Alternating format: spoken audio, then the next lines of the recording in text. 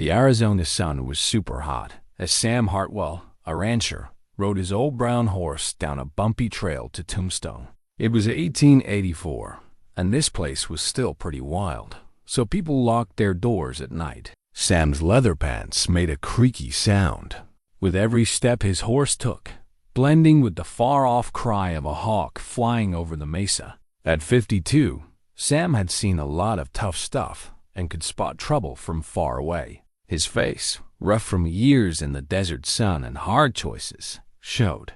He was someone you didn't mess with. He built his Silver Dollar Ranch from scratch over almost 20 years, with a strong sense of right and wrong that his wife Sarah, who'd passed away, always loved. As he turned a corner on the trail, a bad smell of smoke hit his nose. Not cozy campfire smoke, but a nasty, choking kind. Sam nudged his horse to go faster, his hand sliding to the handle of his Colt .45 gun. What he saw in a small clearing made his heart sink. A burned-up wagon was still smoking in the hot afternoon, its canvas top just bits of ash blowing in the wind. Two people, a man and a woman, lay dead on the ground, their simple travel clothes torn and bloody.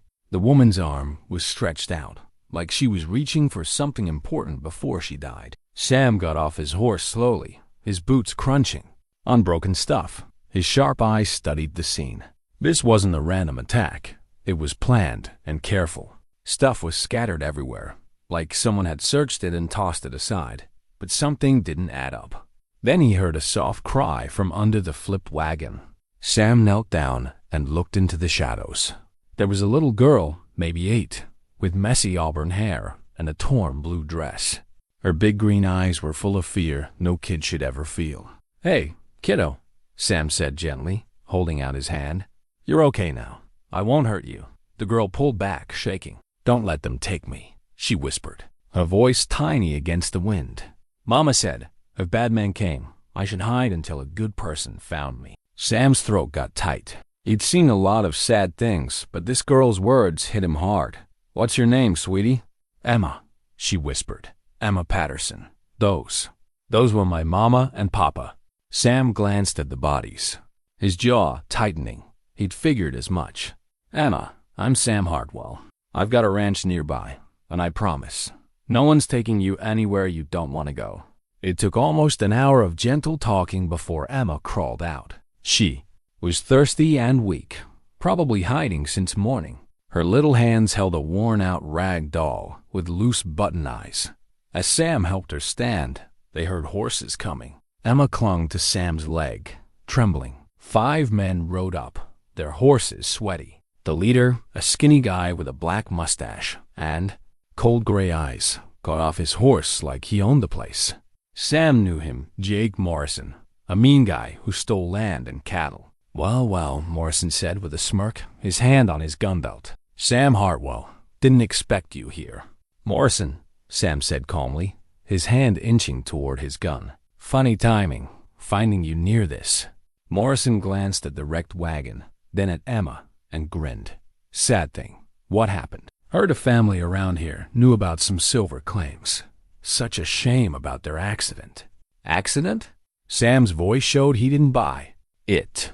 "Word is, there was a little girl with them," Morrison said, staring at Emma, who hid behind Sam. "Might be she saw something she shouldn't have. Kids make up stories, you know?" The threat was clear. Sam stepped in front of Emma.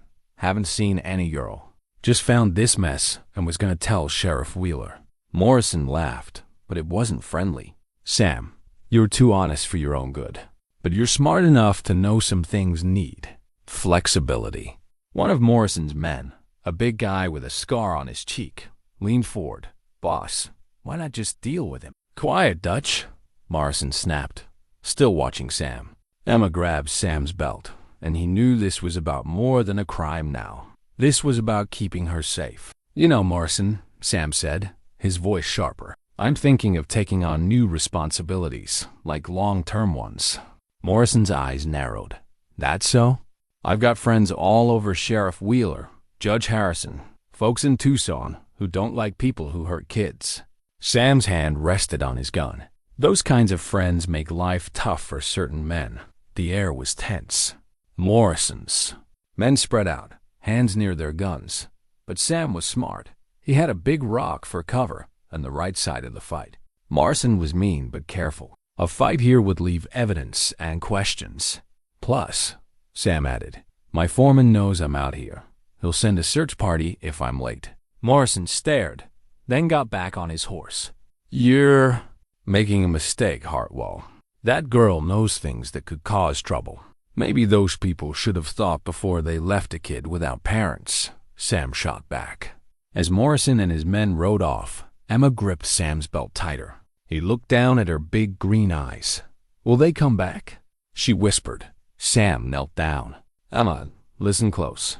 I promised you back there, and I mean it. No one's gonna hurt you or take you away. Got it? She nodded, tears on her dusty face. Good. Let's get you somewhere safe, with food and a bath. My housekeeper, Mrs. Chun, makes awesome biscuits. Sound good? Emma almost smiled. Will you stay with me? Sam felt his heartache, like it hadn't since Sarah died 5 years ago. Yes, sweetie, I'll stay. As they left the clearing, Sam glanced at the bodies. He'd tell Sheriff Wheeler, but he knew Morrison was too slick to leave clues. Emma was his responsibility now. As he lifted her onto his horse, her little arms around his waist, Sam silently swore she wouldn't lose everything again. The ride to the Silver Dollar Ranch was quiet, just hoofbeats and Emma's occasional sniffles. Sam talked softly, pointing out landmarks to distract her. You'll like Mrs. Chun, he said as the ranch came into view. She's been with me 3 years, since her husband died. Keeps everything running and cooks like a dream. Emma stirred. Is she nice? The nicest, except maybe your mama, Sam said softly. She's been through loss too, so she knows how to help. When they reached the ranch, Mrs. Chun came out, wiping her hands on her apron. At 60, she was lively, her gray hair in a neat bun. Her face went from curious to worried when she saw Emma. Mr. Sam, she called, as he helped Emma down. What happened? Mrs. Chun, meet Emma Patterson. She's staying with us for, well, as long as she needs. Sam put a hand on Emma's shoulder. She's had a rough day and could use some of your kindness. Mrs. Chun saw Emma's tear-streaked face and torn dress. She knelt down. Hi, sweet girl, she said softly. How about a warm bath and some soup? Emma looked at Sam, who nodded. It's okay, Emma. Mrs. Chun's like family. As Mrs. Chun led Emma inside, chatting about the bath and clean clothes, Sam watched. His foreman, Bill Rodriguez, came from the barn. Boss, what's going on? Sam told him about the wagon, the bodies, and Morrison's threats. Bill's face darkened. Morrison's bold, but he knows messing with us means trouble with half the good folks around here. Maybe, but desperate men do desperate things, Sam said, taking off his hat. Emma saw something that could get him in big trouble. Bill, tell Sheriff Wheeler about the Pattersons and Judge Harrison. We're starting adoption papers. Bill raised an eyebrow. Adoption? You sure, Sam? Sam looked at the house, where warm light glowed. Never been sure. As the sun set, painting the sky orange and purple, Sam stood on his porch, planning. Emma had asked him not to let anyone take her away, and he'd keep that promise. Tomorrow, he'd go to town to make her legally safe. Inside, he heard Mrs. Chun and Emma talking, and then a child's laugh, the first in hours. It warmed his heart. Tomorrow would bring challenges, but tonight Emma was safe. And Sam had learned that the biggest promises are the ones you make to scared kids under broken wagons. The next morning was cool and clear, smelling of sage and another hot day. Sam was up early, sipping coffee on the porch, watching the mountains turn gold. He hadn't slept much, thinking about yesterday and the trouble ahead. Inside, Mrs. Chun was making breakfast. Emma had slept in Sarah's old sewing room, which Mrs. Chun had fixed up with fresh sheets and flowers in a jar. Small footsteps made Sam turn. Emma stood in the doorway, wearing one of Mrs. Chun's dresses, altered to fit. Her hair was clean and braided, but her green eyes still held yesterday's fear. Morning, sweetie, Sam said softly. Sleep okay? Emma stepped out, staying near the door. I heard noises. Mrs. Chun said it was the wind, but She hugged herself. Sam set down his coffee and patted the chair beside him. Come sit. Emma sat, her feet not touching the floor. Sam pointed to the sunrise. Know what I love about mornings here? Everything's new. Yesterday's done, and you decide what today's about. Emma thought hard. Even when bad stuff happens? Especially then, Sam said firmly. Bad stuff doesn't go away, but it doesn't. Control what's next. That's up to us. Mrs. Chun brought warm biscuits. Breakfast's ready, she said, looking at Emma's pale face. You need food to face the day. At the table, Sam brought up his plan. Emma, I'm riding to town today to fix some legal stuff, so you can stay here safely as long as you want. Emma's fork dropped. You're leaving? Just for a few hours. Mrs. Chen and Bill will be here. Sam took her hand. I promise I'll be back. What if those men come? Emma asked. Sam looked serious. Emma, when I make a promise, I keep it. Yesterday, I said no one would take you, and I meant it. Today, I'm promising I'll always come back. Mrs. Chun nodded. Mr. Sam always keeps his word. Emma looked at them, then nodded. Can I help Mrs. Chun while you're gone? I don't want to think too much. Of course, Mrs. Chun said, smiling. I need help with the tomatoes. 2 hours later, Sam rode to Tombstone, where the town was busy with miners, shopkeepers, and drifters. He went to Sheriff Wheeler's office. Wheeler, a good but busy man, was surprised to see him. Sam, you're early. What's up? Sam told him about the wagon, the Pattersons, and Morrison's threats. Wheeler's face grew grim. Morrison's slippery. I've tried catching him for years, but he's careful. He might have slipped up this time. Emma saw what happened, Sam said. Wheeler's eyes sharpened. She'd testify? She's 8, Tom. She's been through enough.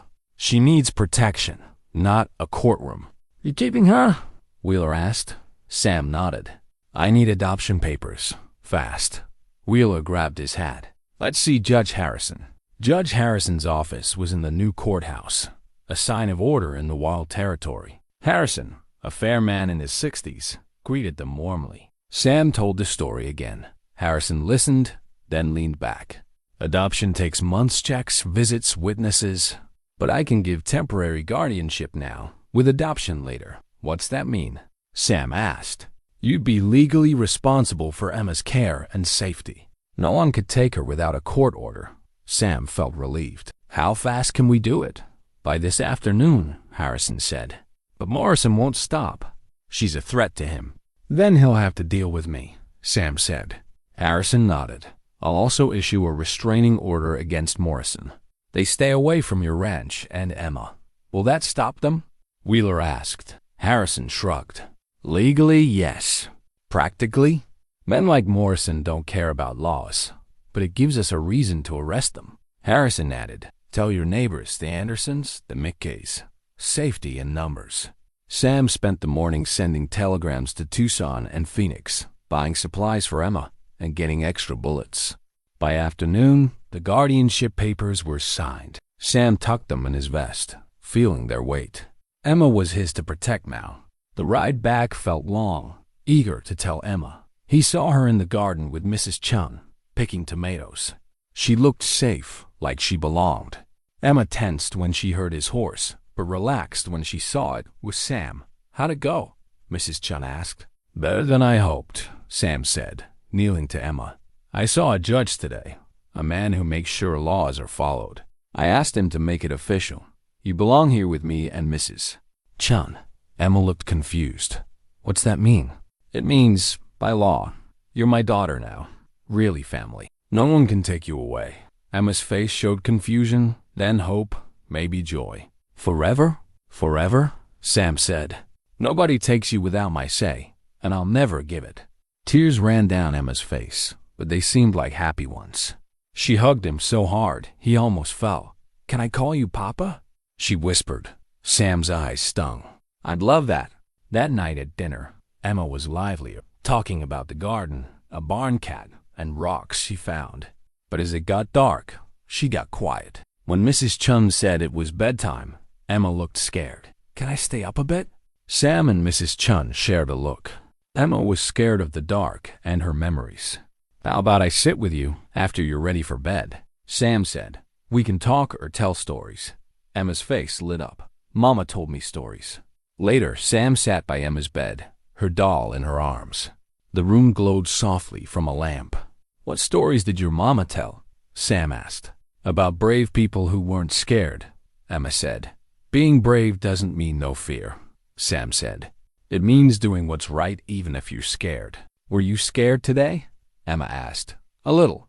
Not of Morrison, but of messing up the papers or not keeping my promise. But I did keep it." Sam tucked her in.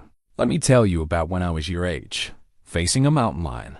As he told the story, Emma's eyes closed, her breathing slowed. Just as he thought she was asleep, she whispered, "Papa?" "Yes, sweetheart. Thank you for finding me." Sam brushed her hair back. "Thank you for letting me." Later, Sam and Bill stood on the porch, watchful. "Think Morrison will try something tonight?" Bill asked. "Maybe, or he'll wait," Sam said, sipping coffee. "We'll be ready." "The boys are watching the property," Bill said. Sam nodded. His men were good, ready to stand for what's right.